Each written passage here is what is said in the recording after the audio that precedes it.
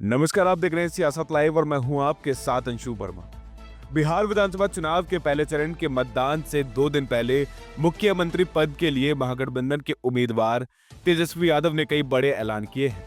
उन्होंने मंगलवार को कहा कि अगर महागठबंधन की सरकार बनती है तो माई बहन योजना के तहत 1 साल की पूरी रकम के रूप में 30,000 रुपए सीधा महिलाओं के बैंक खाते में भेजे जाएंगे। पटना में प्रेस कॉन्फ्रेंस करते हुए यादव ने कहा, सरकार बनने के बाद 14 जनवरी को हमारी सरकार 1 साल का पूरा पैसा माता बहनों के खाते में भेज देगी। यह हमारी बहनों के सशक्तिकरण की दिशा में पहला कदम होगा।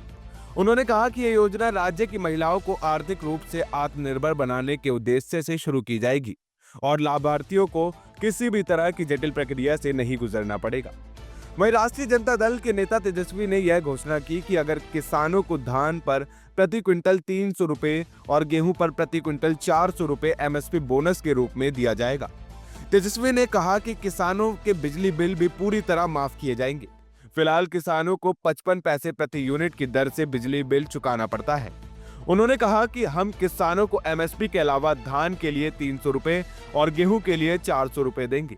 हम किसानों को सिंचाई के लिए मुफ्त बिजली देंगे। वहीं माई बहन मान योजना के तहत 14 जनवरी मकर संक्रांति पर सरकार बनने के बाद हम महिलाओं के खातों में पूरे साल के 30,000 रुपए जमा करेंगे। उन्होंने कहा कि सभी प्राथमिक कृषि ऋण समितियों और प्राथमिक विपणन सहकारी समितियों के अध्यक्षों को जनप्रतिनिधि का दर्जा भी दिया जाएगा ताकि ग्रामीण स्तर पर किसानों की आवाज सीधे सरकार तक पहुंचे। इसके बाद यादव ने राष्ट्रीय जनतांत्रिक गठबंधन यानी कि एनडीए सरकार पर किसानों की उपेक्षा करने का आरोप लगाते हुए कहा, हमारी सरकार बनी तो किसान सम्मान के साथ खेती करेंगे, कर्ज और बिजली बिल के बोझ से मुक्त होकर। वहीं बीजेपी ने तेजस्वी के इन ऐलानों पर पलटवार किया और कहा, लालू परिवार ने कभी महिलाओं के लिए कोई अच्छा काम नहीं किया। बीजेपी सांसद अनुराग ठाकुर ने कहा, बिहार के लोगों को जागरूक होने की जरूरत है। लालू परिवार ने कभी महिलाओं के लिए कोई अच्छा काम नहीं किया है। आज भी आरजेडी और कांग्रेस ने चुनाव आयोग से अनुरोध किया है कि एनडीए सरकार जो 1.45 करोड़ महिलाओं को 10,000 रुपए दे रही है, इसे रोका जाए।